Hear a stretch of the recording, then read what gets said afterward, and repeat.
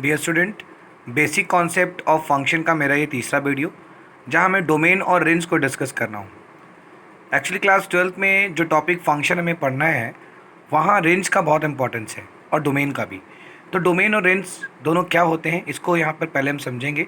Domain, if f such that a to b is a function then set of all real values of x which real value of y is possible, for which real value of y is possible is called domain. x की वो सारी values, real values जिस पर y की value, real value possible हो, उसे हम domain कहते हैं।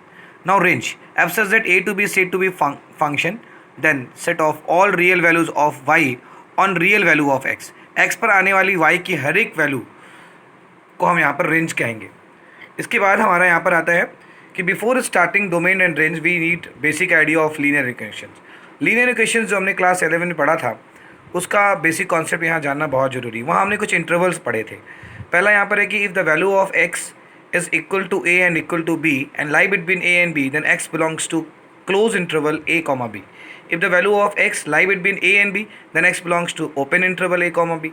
If the value of x lie between a and b, but the value of x is equal to b, then we can say x belongs to open close interval a to b. When the value of x lie between a and b and the value of x is equal to a, then x belongs to closed open interval a comma b. Fifth number, when the value of x lie between minus infinite to a, then we can write x belongs to minus infinite to a open interval. When the value of x lie between from minus infinite to a, but the value of x is equal to a, then x belongs to open close interval minus infinite to a. When the value of x is lie between a and infinite, then x belongs to a comma infinite.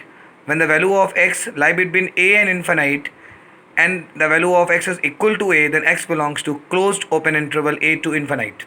Now these are linear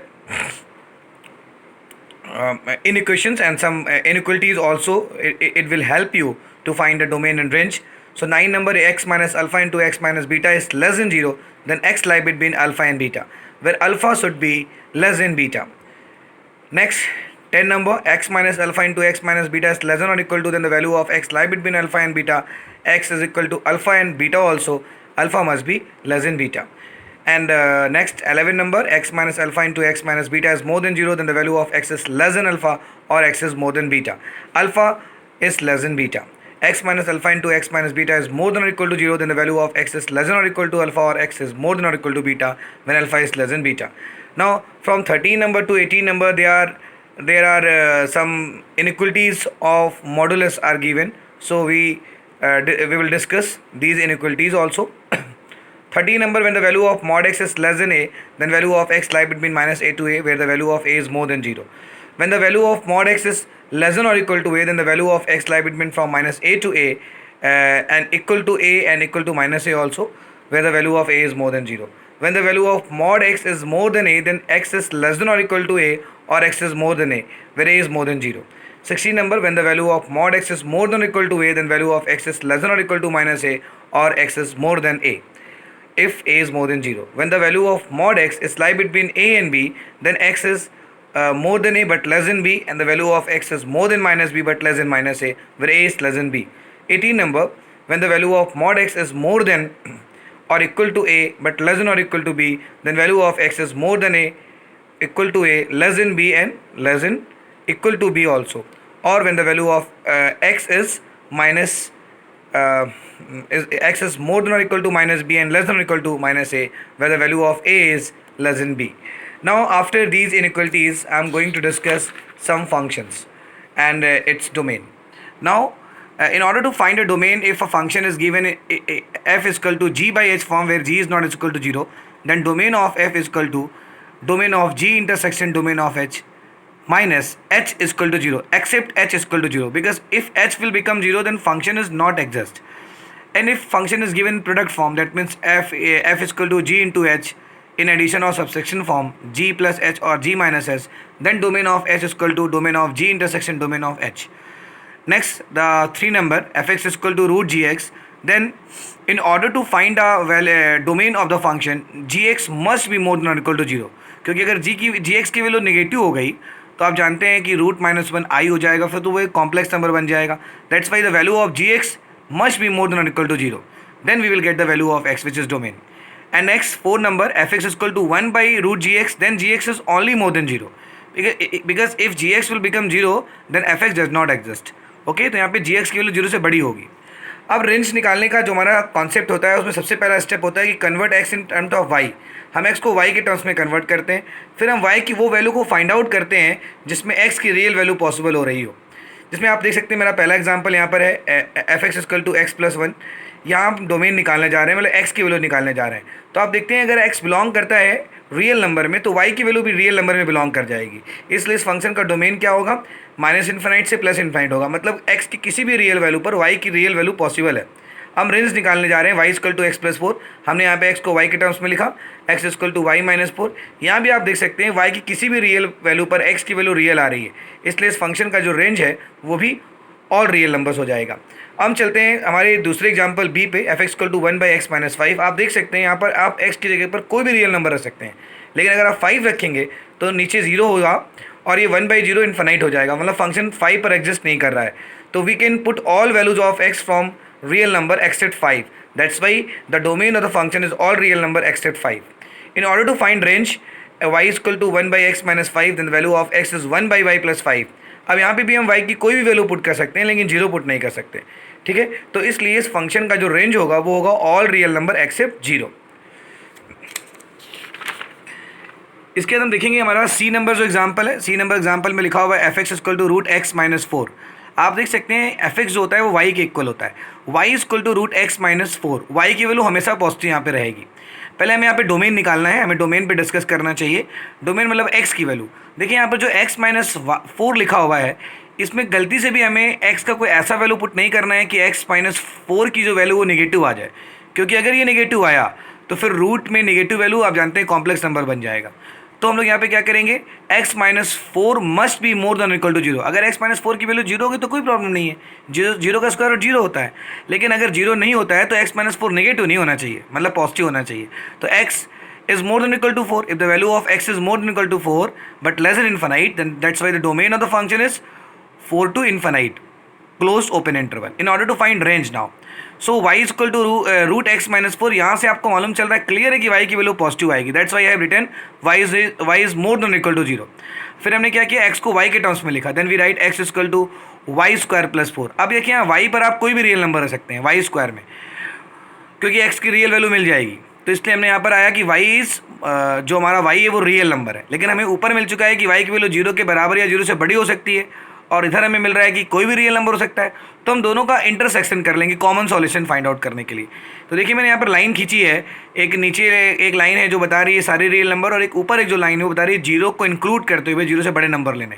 तो जब यहाँ पे intersection करेंगे तो 0 से infinite के बीच में आप देख सकते हैं दोनों लाइनें पैरेलल है, इसलिए इस फंक्शन का रेंज जो होगा वो 0 से इन्फिनाइट हो जाएगा। आगे हमारा डी नंबर एग्जाम्पल है, यहाँ पर लिखा हुआ है f x equal to one by x square minus 16। अब अगर हम यहाँ पे डोमेन निकालना चाहते हैं तो हमें यहाँ पर x की रियल वैल्यूज़ को पुट करना है।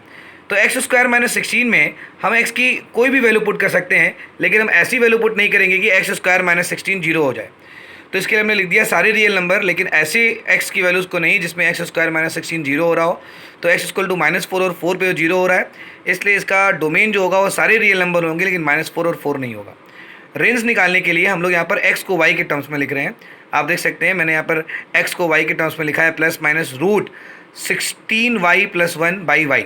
अब देखिए अब यहाँ पर x की रियल वैल्यू कब आएगी, जब 16y plus one by y की वैल्यू 0 से बड़ी बराबर होगी। हाँ, यहाँ पर ध्यान देंगे 16y plus one by y की वैल्यू 0 के बराबर हो, लेकिन y 0 के बराबर ना हो। जो हमारा यहाँ डिनोमिनेटर में लिखा हुआ अगर y 0 हो गया तो फिर ये समथिंग डिवाइड बाई 0 इन्फिनाइट हो जाएगा। इसीलिए इस बात का ध्यान रखना है कि 16y प्लस वन 0 हो सकता है, तभी 0 के बराबर होगा, और otherwise 16y plus one by y की वैल्यू 0 से बड़ी बराबर होगी। आपने पढ़ा होगा कि अगर a by b is more than equal to zero, then a into b is also more than equal to zero. अगर 1/2 0 से बड़ा है तो 1 इंटू टू भी तो 0 से बड़ा होगा। तो यहाँ पे क्या होगा, 16y plus one into y की वैल्यू जो होगी वो 0 से बड़ी बराबर हो जाएगी। इस बात का ध्यान रखना है कि जो हमारा 16y प्लस वन वो 0 हो सकता है, लेकिन y 0 नहीं हो सकता। इस बात का हम ध्यान रखेंगे। तो 16y प्लस वन को मैंने y माइनस वन बाई 16 और y minus 0 is more then 0 लिख दिया। फिर हमने यहाँ पे फॉर्मूला अप्लाई किया है x minus alpha into x minus beta is more than और इक्वल टू जीरो, मैंने अभी आपको पढ़ाया था। तब उस केस में क्या होता है, x is less than alpha और x is more than beta हो जाता है, अल्फा बीटा से छोटा होना चाहिए। तो अब यहाँ देख सकते हैं -1/16 को हम अल्फा ले रहे हैं क्योंकि ये जीरो से छोटा है, जीरो बीटा है। तो यहाँ पे हमारा आंसर आएगा y belongs to -∞ to -1/16 union 0 to infinite. देखिए हम यहाँ जीरो पे क्लोज इंटरवल नहीं लगा रहे हैं क्योंकि क्लोज लगाने का मतलब हम जीरो को y का वैल्यू मानेंगे, लेकिन y जीरो नहीं हो सकता। अगर y जीरो हो जाएगा फंक्शन डज नॉट एग्जिस्ट हो जाएगा। हाँ, y का वैल्यू -16 1/16 हो सकता है क्योंकि -1/16 होने पर 16y + 1 की वैल्यू जीरो होगी, तो फिर वो जीरो के बराबर होगा। आगे हम लोग चलते हैं ई नंबर एग्जाम्पल पे, जो कि बहुत इंपॉर्टेंट एग्जाम्पल है। यहाँ देख सकते हैं f(x) = 1/√x² - 9 है। तो x² - 9 की वैल्यू जीरो के इक्वल नहीं हो सकती है, हाँ, लेकिन जीरो से बड़ा होना होगा ऐसे, क्योंकि अगर ये नेगेटिव हुई तो फिर तो ये कॉम्प्लेक्स नंबर में चला जाएगा। x² - 9 is more than zero, then x - -3 into x - 3 is more than zero, then x belongs to from -∞ to -3 union 3 to infinite. ये फॉर्मूला है, x - alpha into x - beta is more than zero, then x is less than alpha और x is more than beta, alpha less than beta. तो यहाँ पे alpha का काम कौन कर रहा है, -3, बीटा का काम 3 कर रहा है, ये इसका डोमेन हो गया। हम रेंज निकाल रहे हैं। रेंज में आप देखेंगे यहाँ पे y = 1/√x² - 9 लिखा हुआ है। देख के लग रहा है कि y की वैल्यू जीरो से बड़ी होगी, नेगेटिव तो है नहीं क्योंकि आगे प्लस माइनस का साइन तो नहीं है, तो हम प्लस ही मानेंगे। आगे हम देखते हैं यहाँ पर √x² - 9 is equal to 1/y, then x² - 9 is equal to 1/y², then the value of x is +-√9 + 1/y²। अब हमें यहाँ पर x की रियल वैल्यू चाहिए। देखिए हम y पर यहाँ कुछ भी पुट कर सकते हैं, लेकिन जीरो पुट नहीं कर सकते, क्योंकि अगर हम जीरो पुट करेंगे तो 1/0² वो इन्फिनाइट हो जाएगा। इसीलिए इसका रेंज क्या होगा यहाँ पे, तो हमें मालूम चल रहा है सारे रियल नंबर और रख सकते हैं, लेकिन जीरो नहीं रख सकते। और यहाँ क्या था कि जीरो से बड़ा नंबर ही रखना है, तो जब दोनों का हम कॉमन सॉल्यूशन फाइंड करेंगे तो हमें आंसर मिलेगा जीरो तो रख नहीं सकते, जीरो से बड़ी वैल्यू रख सकते हैं। तो हमारा जो रेंज हो जाएगा वो हो जाएगा open interval 0 to infinite. Now the F number example, ये बहुत अच्छा एग्जांपल है। यहाँ पर रेंज निकालने में बहुत लोगों को प्रॉब्लम होती है। आप देख सकते हैं हमारा फंक्शन है x² - 9/x - 3। अगर इसका हम डोमेन निकाल रहे हैं तो हम यहाँ पे सारे रियल नंबर रख सकते हैं, लेकिन हम x = 3 नहीं रख सकते, क्योंकि अगर हम x = 3 रखेंगे तो जो हमारा यहाँ पर जो डिनोमिनेटर है वो जीरो हो जाएगा, ठीक है, तो वो फिर उसकी वैल्यू इन्फिनाइट हो जाएगी, फंक्शन एग्जिस्ट नहीं करेगा। That's why all real number accept 3, ये इसका डोमेन होगा। अब इसको अगर हम सिंप्लीफाई करते हैं तो हमें y = x + 3 मिलने वाला है। अब आप देखिए यहाँ पे y का वैल्यू क्या नहीं हो सकता है। देखिए ऊपर हमने बोल दिया है कि x का जो वैल्यू है वो सारे रियल नंबर हो सकते हैं, लेकिन 3 नहीं हो सकता। इसका मतलब जहाँ y = x + 3 में हम कभी भी x की जगह पे 3 नहीं पुट कर सकते हैं।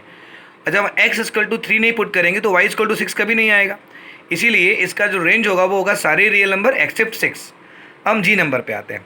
जी नंबर जी बहुत इंपॉर्टेंट एग्जांपल है, ऐसे क्लास 11 में क्वेश्चन इस पे आते थे। हमारा f(x) = लिखा है √25 - x²। हमें यहाँ पे y की रियल वैल्यू चाहिए, तो पक्का है कि 25 - x² को जीरो से बड़ा बराबर होना ही पड़ेगा। अगर 25 - x² जीरो से बड़ा बराबर है तो x² - 25 ये लेस देन जीरो हो जाएगा या इक्वल हो जाएगा। इसको फिर मैंने फैक्टर में कन्वर्ट कर लिया, x - -5 into x - 5 is less than zero. तो फॉर्मूला हमने पढ़ाया है x - alpha into x - beta is less than और equal to zero, then x belongs to close interval alpha comma beta. ये होता है, यहाँ पे अल्फा की वैल्यू -5 है, अल्फा बीटा से छोटा होता है, तो ये होगा -5 से 5, ये इसका डोमेन होगा।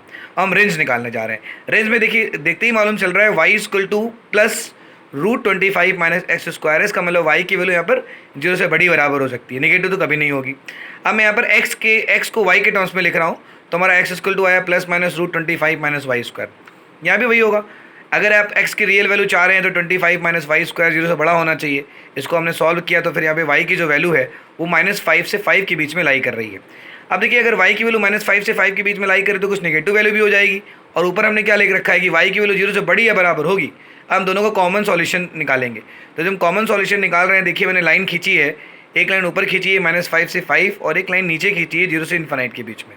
तो कहाँ से कहाँ तक दोनों लाइन एक दूसरे के पैरेलल है, तो 0 से 5 के बीच में पैरेलल है, इसलिए इस फंक्शन का जो रेंज होगा वो 0 से 5 हो जाएगा। आगे हमारा जो लास्ट एग्जांपल है इसमें हम ध्यान देंगे। h नंबर जो हमारा एग्जांपल है f(x) = 4x² + 12x + 5। इसका बहुत यूज़ होने वाला है क्लास 12 में। आप देखेंगे यहाँ पर हमें x की कोई भी रियल वैल्यू रख सकते हैं, y की वैल्यू रियल मिल जाएगी, इसलिए इस फंक्शन का जो डोमेन है वो कोई भी रियल नंबर हो सकता है। Now in order to find range all real values of y, हमें यहाँ पे y की रियल वैल्यू चाहिए on which x value of x is possible, जिस पे एक्स की वैल्यू पॉसिबल हो, मतलब एक्स भी रियल हो, तो y equal to 4x² plus 12x plus 15 हो गया। इसको हमने लिखा 4x² plus 12x plus 15 minus y equal to 0। एक क्वाड्रेटिक इक्वेशन बन गई यहाँ पर, जिसमें मान सकते हैं कि जो वाई है वो हमारा कांस्टेंट है और जो हमारा एक्स है वो वेरिएबल है। तो अगर x रियल नंबर में बिलोंग करेगा तो आपको मालूम होगा कि इसमें x की रियल वैल्यू कब आएगी, जब डिस्क्रिमिनेंट की वैल्यू 0 से बड़ी बराबर होगी। आपने क्लास 10th में फॉर्मूला पढ़ा होगा ax² plus bx plus c equal to 0 where a is not equal to 0 is a quadratic form, general equation of quadratic. When we compare it, we will get the value of a equal to 4, b equal to 12 and c equal to 15 minus y. I think you know the formula of discriminant, d equal to b square minus 4ac, which should be more than or equal to 0. तो अगर हम यहाँ पे b, a और c का value put करेंगे तो हम यहाँ देखेंगे कि जो हमारी y की वैल्यू आ रही है, इसको जो ओवर हम सॉल्व करेंगे वो 6 के इक्वल होगी या 6 से बड़ी होगी। तो इस फंक्शन का जो रेंज हो जाएगा वो हो जाएगा -∞ to 6 ओपन क्लोज इंटरवल। तो मुझे लगता है कि इस सारे वीडियो देखने के बाद आप इनके क्वेश्चंस को बनाइएगा। आप वीडियो देखते हुए स्क्रीनशॉट ले सकते हैं और उसके बाद उसको आप देखिएगा कि कैसे इस क्वेश्चंस को बनाया गया है और आप सीखिएगा। मुझे पूरी उम्मीद है कि क्लास 12 का फंक्शन आपको अच्छे से समझ में आ जाएगा। Thank you.